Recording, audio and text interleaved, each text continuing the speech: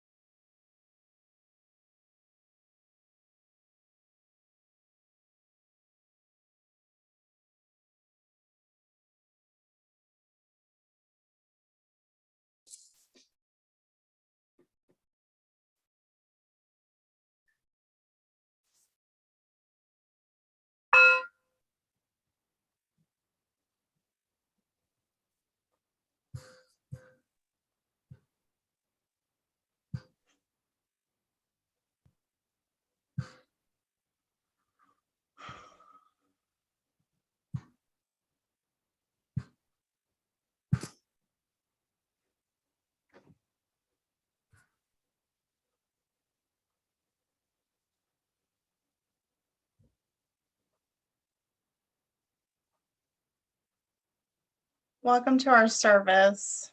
I'm Tina Conti, and I'm your service coordinator on this refreshing March morning. We've got our very own Reverend Cynthia Kane as our minister and speaker today. Jesse is our Zoom host with Karen co-hosting. Sandy is at GNUUC to allow us the gift of seeing our very own chalice and the beautiful displays she always creates. Though we've had another week marked with tragedy, we can be glad to create this holy space of connection and shared sorrow. As a people who choose to believe in the inherent worth and dignity of each person, knowing the pain people are feeling this week, it is good for us to be together.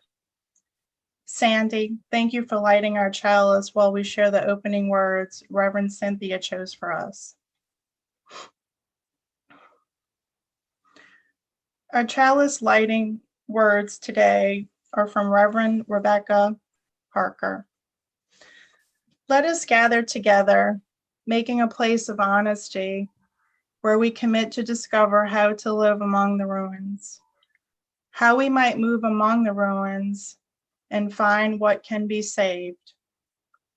With our collective liberation in each of our hearts, let us gather up those materials.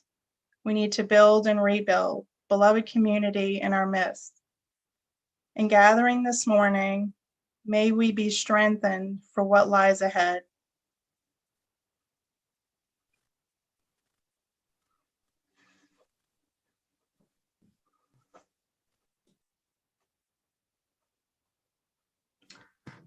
There are any number of reasons to reach out to Reverend Cynthia, and there are any number of ways to connect with her.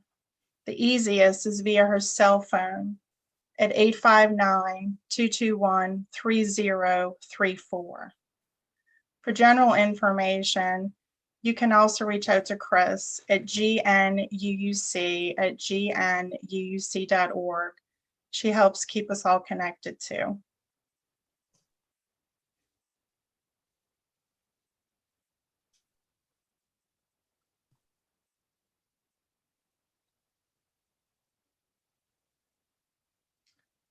This work of building a better world is not for those unwilling to feel the pain others feel. This better world must be better for all of us if we are all truly to be free.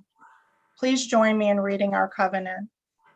We covenant together to make a welcoming community, to walk together in the way of truth and love, to seek the life of the Spirit as it is known by each person, to support each other in thought, word, and deed as we work to build a better world.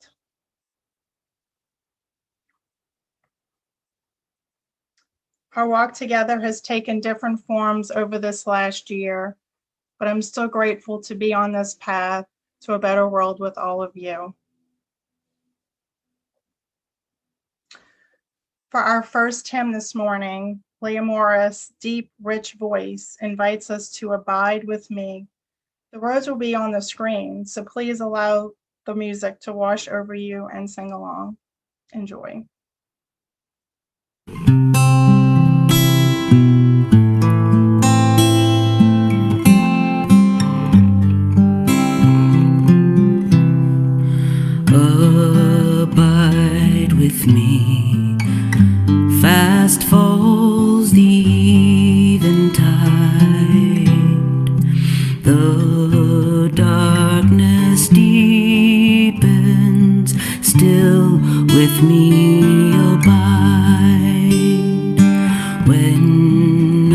other helpers fail and comforts flee. Help of the helpless, oh, abide with me.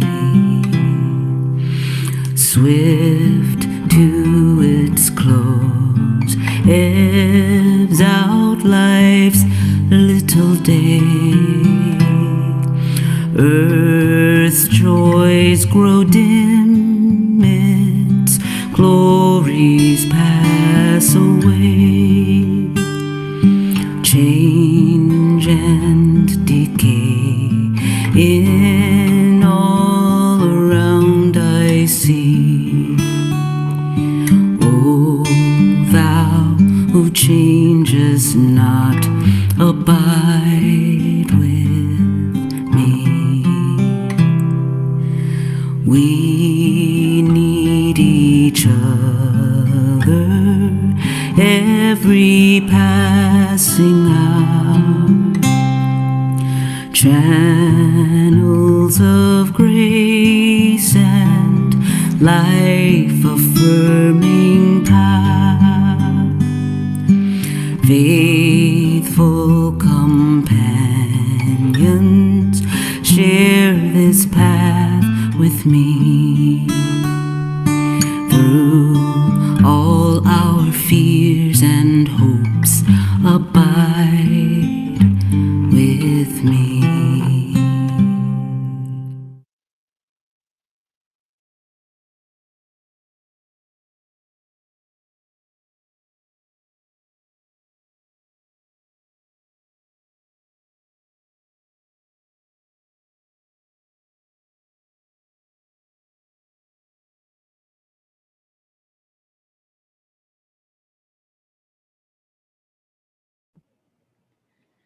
Our time for all sages today is called Mr. Rogers' Real Life Neighborhood.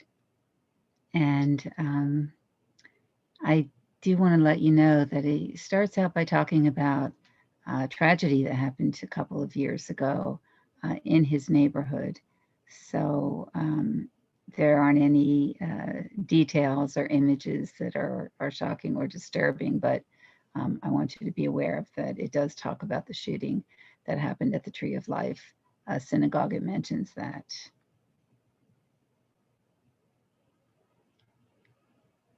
Time for all sages. Remarkably close by foot to this weekend's spectacle of horror and flashing lights, just down a few blocks and around a few corners, is a street of homes where once lived a man named Fred Rogers. Would you be mine? The same Fred Rogers who created Mr. Rogers' Neighborhood on television. Okay, trolley. A fictional place that honored humanity That does feel good. in all of its hues, in all of its manifestations. But it's you I like, the way you are right now. The Fred Rogers who sang songs of acceptance and who told his audience constantly, I'm glad you're the way you are. Yeah, I am. and who stood steel backboned against the kind of sick thinking that led to Saturday's massacre. This now grieving community, it was Fred Rogers' real-life neighborhood. And were he here today, it's easy to imagine him finding some glimpse of hope or calm or meaning in what happened to his former neighbors, because that's what he did in difficult times. I'm just so proud of all of you. Like on the first anniversary of September 11th. And I know how tough it is some days to look with hope and confidence on the months and years ahead. And late in life, he shared the thing his mom had told him about how to get through times like these. Whenever there would be any real catastrophe, she would say, always look for the helpers. There will always be helpers, you know, even just on the sidelines. And how it would warm Fred's heart to see how that is actually happening now in his old neighborhood, where the helpers are showing up. Like the surgeon who, during the chaos on Saturday, left his house across the street to see how he could help. So I went down and said, can I be of any help to you? You know, somebody's hurt. then you need somebody. I'm a surgeon. I can go in and help. In the end, there was not much Dr. Jeff Cohen could do on Saturday. Today, in addition to mourning the friends he lost, he's thinking this. I think it's time for leaders to stand up and be the helpers. I'm not saying any one side is worse than the other, but I'm also not saying any one side is better than the other. It's all of us. All of us. The message that was sent by the personal support shown by one of Pittsburgh's leading Muslim leaders, Wasi Muhammad, who publicly joined the grieving this weekend. We just want to know what you need. You know, if it's more money, let us know. If it's people outside your next service, you know, protecting you, let us know, we'll be there. And who has helped raise from his own community and beyond nearly $150,000 for the Jewish victims' families. Because he remembers those families standing up for Pittsburgh's Muslims in tough times, like right after September 11th. We love that community. They've done so much here. If they need financial support, if they need people showing up to protect them at services and going to the grocery store, this is what they do, and we have to repay them. And anything that we can do to help them feel more safe, make sure that one individual's darkness doesn't make them feel unwelcome in this city. Today, too, people were lining up to donate blood. No one there looking for praise or credit, just, well, helping. The patience that people are demonstrating today, waiting to donate blood, is Pittsburgh. It is community. They are saying, all right, I'm not going to get angry. I'm not going to get frustrated. I am just going to take the time required so I can give blood and replenish the supply that was used by the victims of the terrible shooting. Time isn't really a commodity that I have much of, but I can donate blood. I mean, it's the least that I can do to help. I called my boss this morning. I said, my heart's broken for my city and I need to go do something. She said, go do whatever you gotta do. Today, a sign on a front lawn captured the spirit of Fred Rogers' message, suggesting that the people around here know where they live, in a neighborhood, a real neighborhood, in every sense of the word. Hi everyone, George Stephanopoulos here.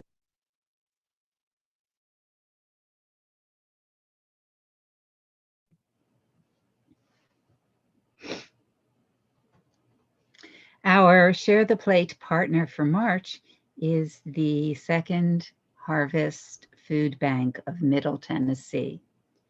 Second Harvest's 2020 numbers are there on your screen. 36.5 million meals, 10.8 million pounds of fresh produce, and 96 cents of every dollar is used to get food into bellies. They are doing valuable, necessary work, and we're supporting them in doing it.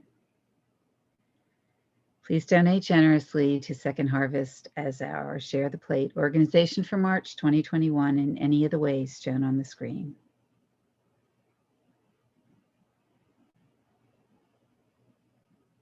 Thank you for doing what you can.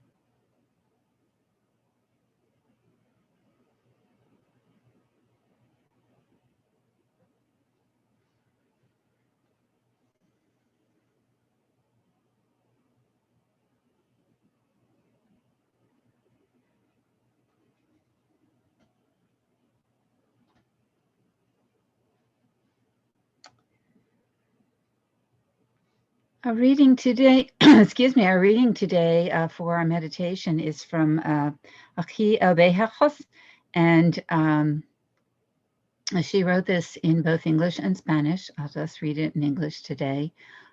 She wrote it as a kind of a prayer, a kind of a Jewish prayer with some of the genuflections and bows and movements that they would do. So I'll try to read it in that spirit, and I'll ask you to meditate on it, contemplate on it in that spirit. It's called In Response to the Murder of 11 Jews, including a 97-year-old said to be a Holocaust survivor who wasn't.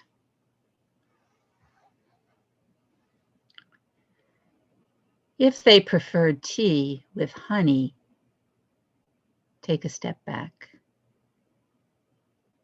If they watched police procedurals, if their ankle throbbed or their hands swelled and they didn't complain, or they did, take another step back. If they missed being in love with its anticipations, a hand caressing the small of their back, take a third step. Or maybe they'd forgotten, held it like a souvenir postcard from long ago, colors faded. If they had children, and their children had children, and their children's children had children, or maybe they hadn't forgotten, bend knees, but found instead a love deeper than love, fathomless and devout. If they were simply going through the motions, which now gave them a warm and glowing contentment that came to them like breath, bow. If they recalled the headlines from those other times, bend knees. The hours volunteering at a soup kitchen, writing pen pals in uniform, bow. If they remembered fear, or if they'd grown immune, so saturated with it, it had transformed into a fourth prayer. If they understood what happened when it happened, if their hearing caught the stranger's cry, if they pondered for an instant, if they were dreaming or confused, fall down. The wind blows, the rain falls, the sick are healed, the bound released. Gather exiles from the four corners of the earth unto the land. Reassemble here, body upon body.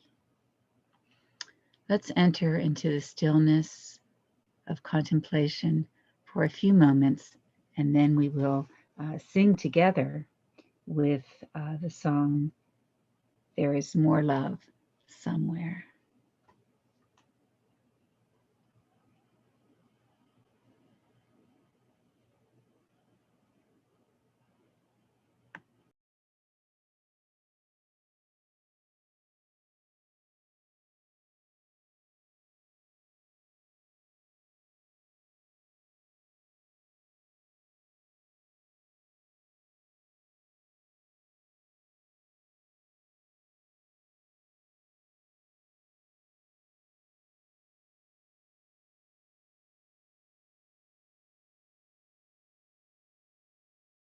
Love as a flower raises its face to the sun, we are all one. There is more love somewhere. There is more love somewhere. I'm gonna keep on till I find it. There is more love somewhere. There is more hope somewhere. There is more hope somewhere. I'm gonna keep on till I find it. There is more hope somewhere. There is more peace somewhere. There is more peace somewhere. I'm gonna keep on till I find it. There is more peace somewhere. There is more joy somewhere. There is more joy somewhere.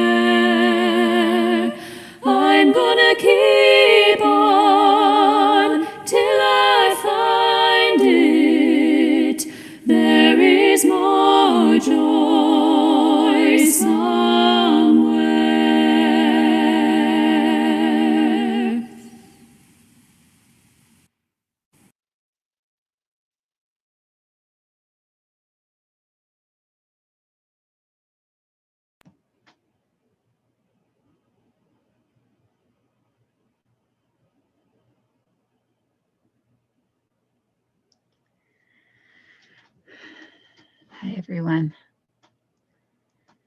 It was only 2 years ago, last October, that a gunman entered the Tree of Life Synagogue in Pittsburgh.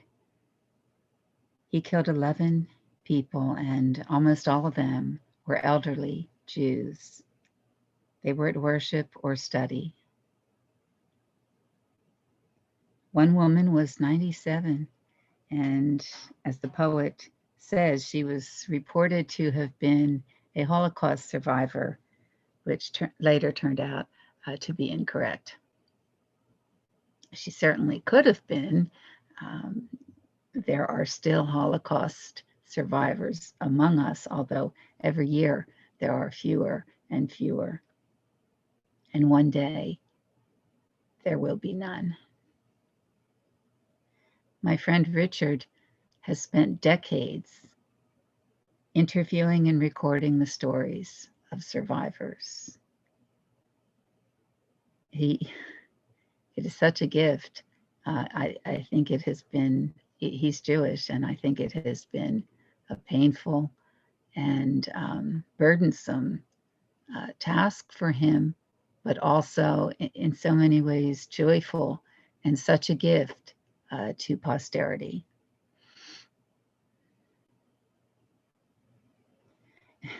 The poet also said in her little recording that she heard about this shooting on the East Coast, which made me laugh a little because having grown up very close to the beach in New Jersey, which we call the shore, Pittsburgh was the West Coast.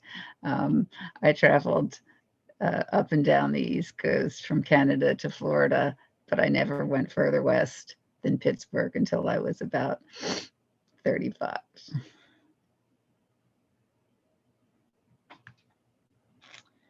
But one story that emerged was true. Squirrel Hill. Wouldn't you know, Fred Rogers would grow up in a neighborhood called Squirrel Hill. It was his neighborhood. And most of us know by now that he was not only an extraordinary teacher of human kindness, acceptance, he was also a minister. He wasn't a Unitarian minister, but still. After 9/11, as you saw in the video, he spoke to the world and he told something that his mother had told him, which was look for the helpers.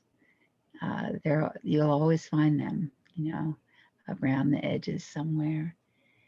And we have needed those words so many times since he gave them to us. We needed them in 2005 when Katrina hit, and the response was so abysmal. We needed them in 2008 when one of our own congregations near you in Knoxville was attacked by a gunman.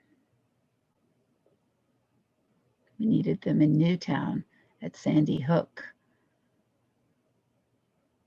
in Parkland at the Stoneman Douglas High School, in Orlando in 2016 at the Pulse nightclub. And the helpers were there. A member of my congregation in New Jersey, her niece was a teacher at Sandy Hook and wrote a book actually about how she took her class into a closet and they were saved from the gunman, and how her daughter, or her niece rather, had received death threats for years because of people who didn't believe that the shooting actually happened, that there were so many brave helpers at that time. My friend Richard is one of the helpers. He's donated years of his life to document these stories. And so are you. I know you are. People do horrible things, and people do wonderful things. It happened again this week.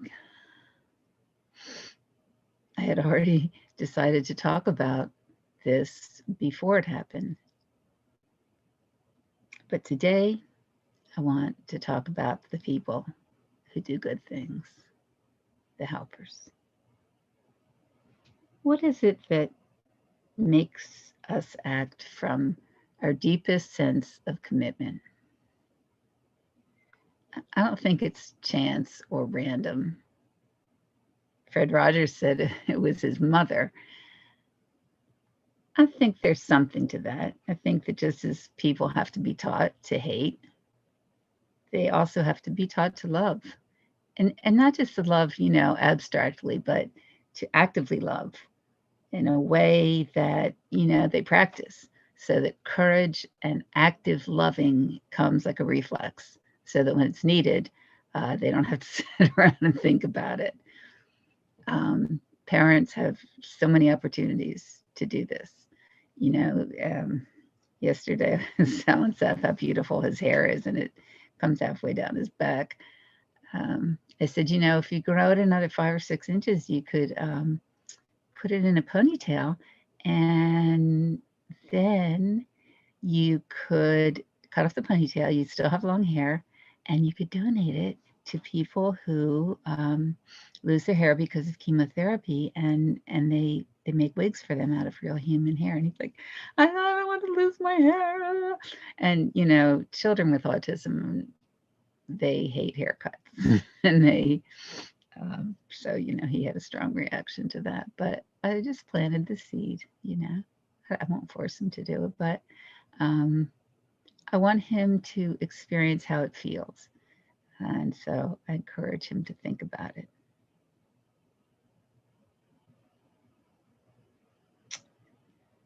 This way, if you practice, all your life from childhood, then if you're called to stand up and risk your life for a fellow human being, you just may do so without hesitation.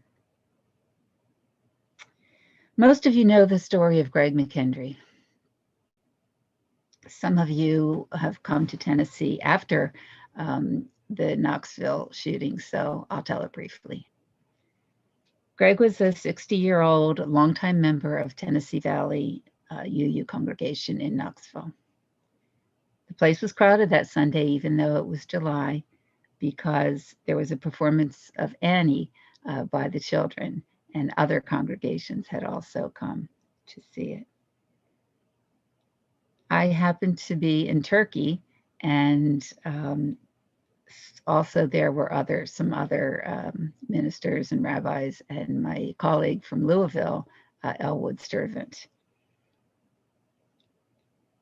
I had almost no connection to what was going on in the United States, but I heard on the BBC or something a very brief flash of news that said there was a shooting at a Unitarian congregation in the southeast of the United States. And it was hours and hours, maybe most of the day, before Elwood or I knew whether it was at one of our congregations.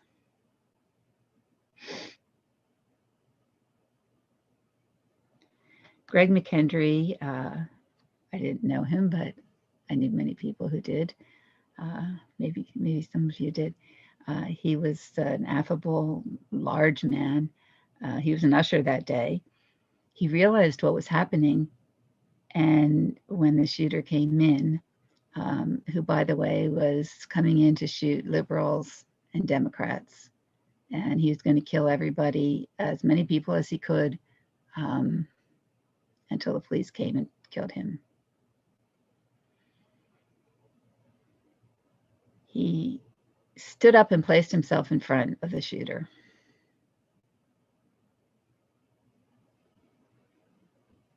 Four other men tackled the shooter and restrained him until the police arrived. Greg died, and so did Linda Krager, a woman who was a member of West Side Unitarian Universalist, where my friend Mitra, who I mentored all through her studies for ministry, was then the minister.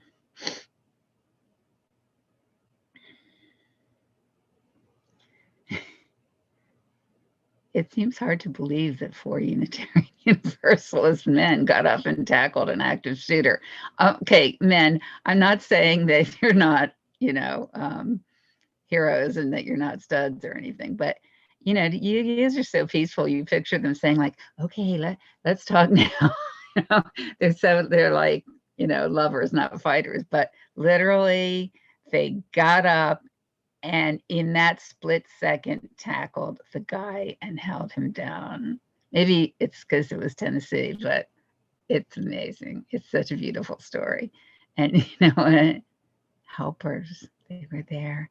They saved all those kids and all those people. There was 200 people there. Yes, Karen.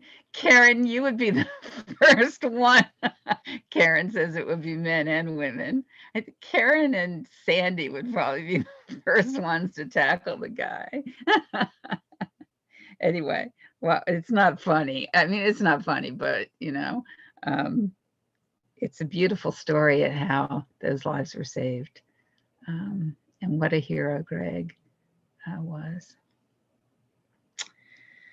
My friend Crystal, I don't know if any of you have read her book. She's a wonderful author. She's really getting a lot of fame now. Crystal Wilkinson. She, thanks, Karen. She, this is her latest book, although she's working on a new one. She was my first writing teacher here my first fiction teacher here in Lexington. And she said this on Facebook the other day. She gave me, oh, Teresa, I know. She says I would help too. I grew up in Detroit. So would I. I grew up in New Jersey. She put this on Facebook and she gave me permission to tell you. I love this story. She has twin daughters. They're about 30. My daughter tried to save a life tonight. She saw a man lose consciousness. She's an African-American woman, by the way. As he tried to exit from his truck. She instinctively jumped out and tried to revive him. She and several other people ran to try to save his life. She called me afterwards, panicked that he might not have survived. Of course, I hope he's alive, but it's my job to worry about her. I haven't hugged her in over a year. Did you have your mask on? No, Mama, it was a life or death situation. And selfishly thinking of her life. Yet I know her life is no more important than his. He had overdosed. The police came, the ambulance came. She doesn't know his condition or his name. He is white. Several people ran over to try and save him. They were all Black. This is only important because we live in this America. She will need to quarantine. I pray for the best outcome for everyone. I'm proud my daughter has the deep empathy I tried to install in her. I think she means instill, but anyway, now install or instill, same thing. Now, several families in this city, strangers to one another, are caught between the same worry and waiting. I know that Delania is one of the twin daughters. They were both working at Crystal and Ron used to have a coffee and bookshop in Lexington. And they were both working there one day. And there are two gay men that were members of my Lexington congregation. And I had done a service of union for them. They lived down in Pikeville, which is not easy to be a gay couple there. But when gay marriage became legal, Martin and Brandon wanted me to do, an official marriage for them. So we made a whole big plan. I was working in New Jersey, so we made it for a weekend when I would be home and got the license, blah, blah, blah, blah. It was pouring rain. So I went in the coffee shop. It was just going to be the two of us and me. And I was like, guys, you have to have witnesses. And they're like, okay, I'll find somebody, never mind. And I went in the coffee shop and I was like, can we do it in here? Because it's pouring rain. And they were like, yes, of course. I'm like, oh, and also can you be witnesses? And they were witnesses for Brandon and Martin's little wedding. And I said, they also, oh, by the way, they love Dolly Parton. Kind of a stereotype, but they put Dolly Parton music on when Brandon and Martin got there. They stood up as the witnesses. They're identical twins. And we have all these pictures of it. So that's this kind of people that Crystal's daughters are. And okay, just, look for the, thanks, Karen, look for the helpers, just look for. That's the key word, because you just have to look, All right, going off on too many series. Okay, you're probably wondering where Humpty Dumpty comes into this. Where does Humpty Dumpty come in? Is she going to talk about Wittgenstein and the Humpty Dumpty philosophy of language, which states that a word cannot mean whatever we want it to mean? No.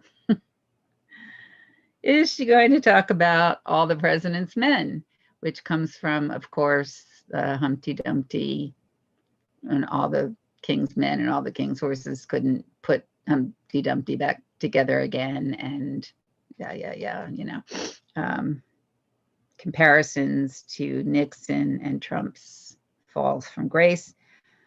Tempting as it is, because there is a wall, a fall, and Trump does rhyme with Humpty Trumpty, but actually that's already been done.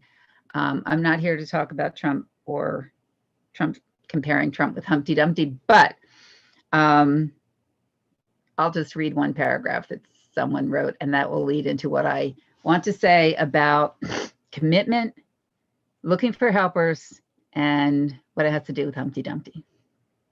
For Trump, language, like everything else, is competition instead of communication. His words build walls between us instead of bridges. And as Alice well knows, it becomes impossible to have a conversation, let alone a political debate, from the foot of a wall.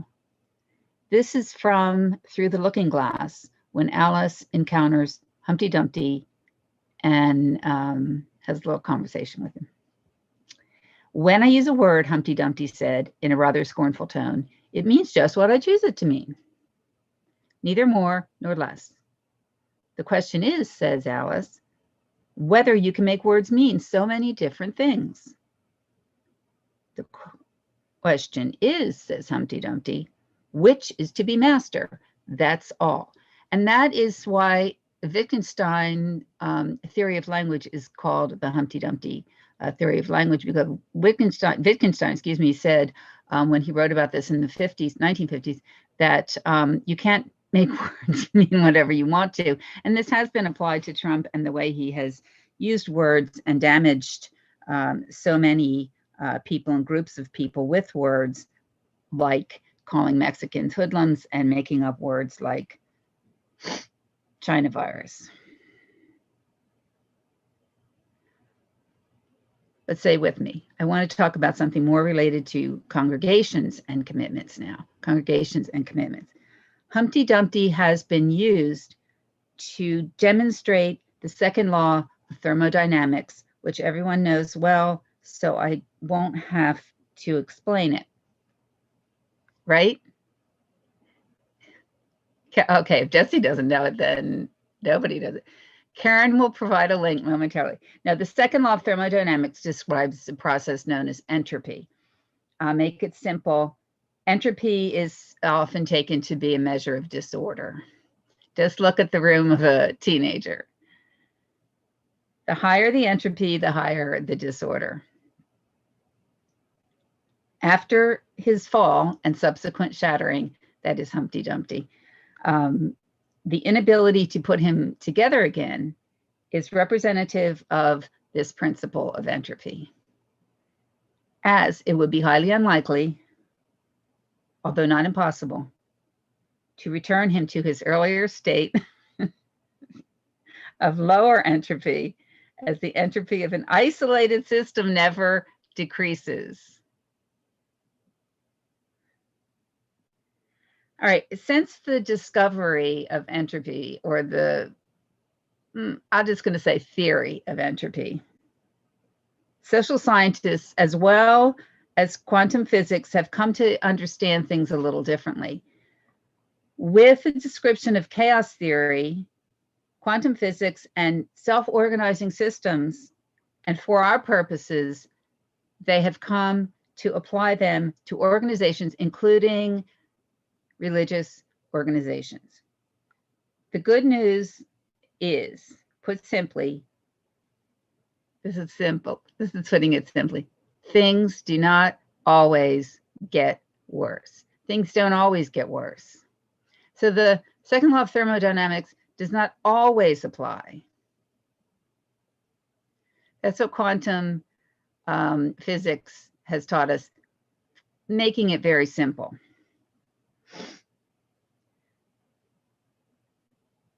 We, that is humans and organizations, which are made up of humans, don't have to manipulate and fix everything. There are laws of physics that we can use in our churches and organizations that go more with the Fred Rogers rather than the Humpty Dumpty view of things. Stay with me, I'm almost there. Margaret Wheatley, who's the guru of appreciative inquiry and the explainer of quantum theory applied to organizations and organizational dynamics, writes, "We live in a world which is self-organizing. Life is capable of creating patterns and structures and organization all the time. Without conscious, rational direction, planning, or control, all the things that many of us have grown up loving and believing in, like religion, public education, capitalism, mass production,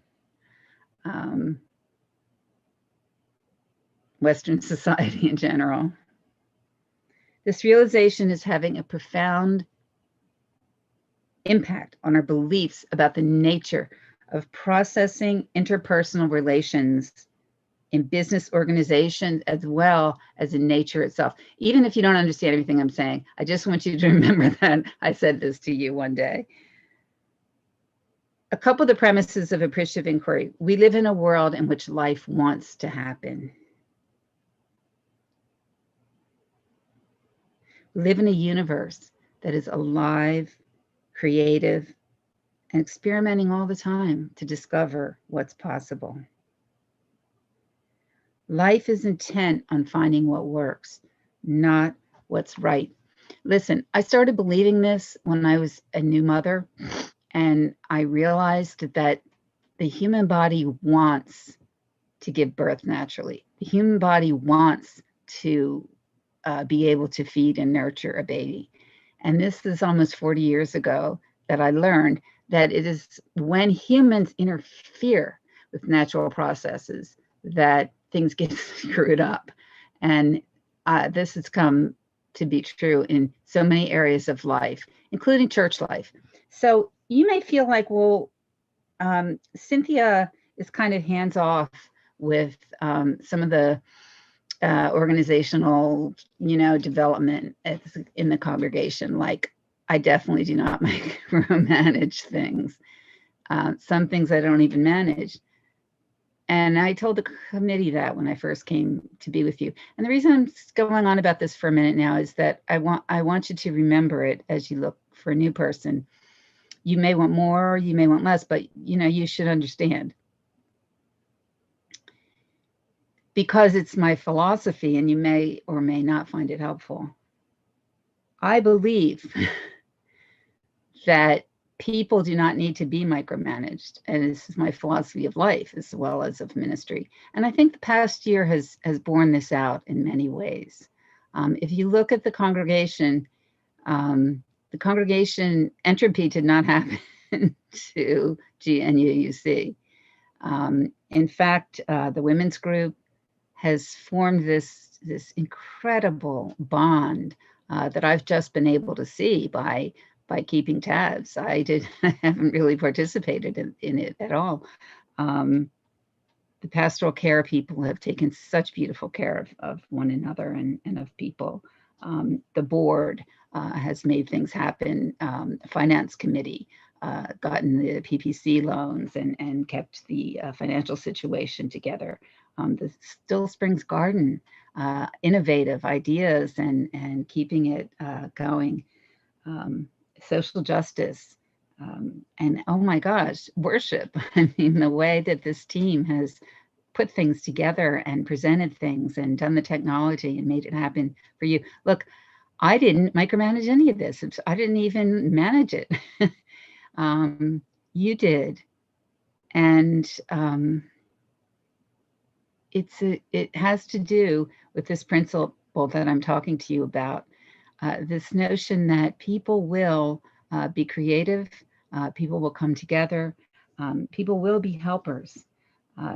It's the future, and it is the essence of systems, of organic life, and I think it is what will save, if anything, the planet, is that we don't have to force, but only to discover, to encourage, and also to trust. I trust you, I love you, and I celebrate you. Amen.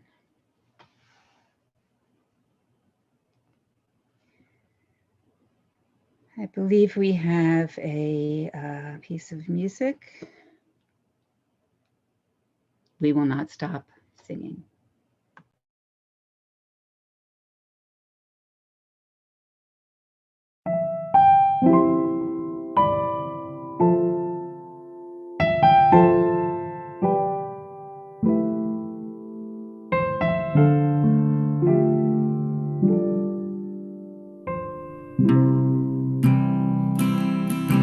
We will not stop singing. We will not stop singing. We will not stop singing till the world can hear the song, till the world can sing along. We will not stop marching. We will not stop marching.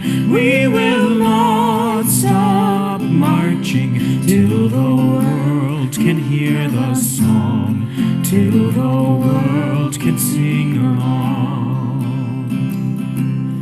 Till the world can sing, till the world can sing, till the world can sing along. Till the world can sing, till the world can sing, till the world can sing along. We will not stop praying. We will not stop praying. We will not